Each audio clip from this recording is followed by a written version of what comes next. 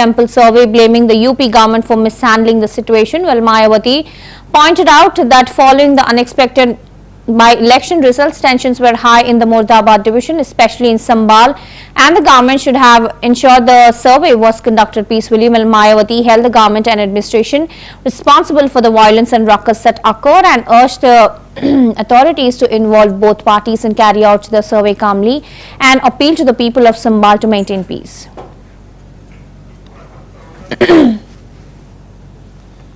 UP में 9 विधानसभा की सीटों पर हुए उपचुनाव में इस बार जो वोट पड़े हैं और उसके बाद जो कल नतीजे आए हैं तो उसको लेकर अब ये आम चर्चा है। मैं खुद नहीं कह रही हूँ, ये लोगों में आम चर्चा है कि पहले देश में बैलेट पेपर के जरिए चुनाव जीतने के लिए सत्ता का दुरुपयोग करके फर्जी वोट डाले जाते थे और अब तो ईवीएम के जरिए भी ये कार्य किया जा रहा है, जो लोकतंत्र के लिए बड़े दुख व चिंता की बात है।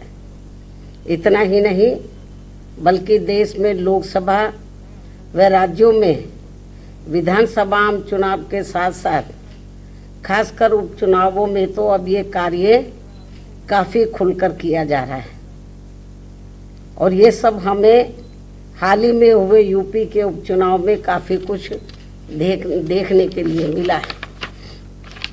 और इस बार महाराष्ट्र स्टेट में विधानसभा के हुए आम चुनाव में भी इसको लेकर काफ़ी आवाज़ें उठाई जा रही हैं।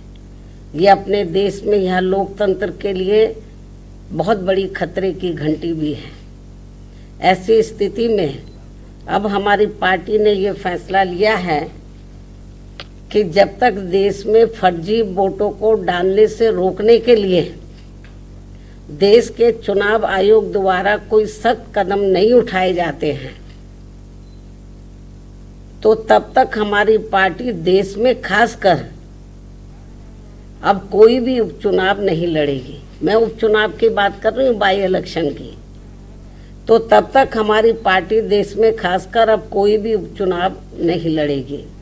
जबकि आम चुनाव में मीडिया को मैं ये अवगत कराना चाहती हूँ कि यूपी में 9 विधानसभा की सीटों पर हुए उपचुनाव में इस बार जो वोट पड़े हैं और उसके बाद जो कल नतीजे आए हैं तो उसको लेकर अब ये आम चर्चा है।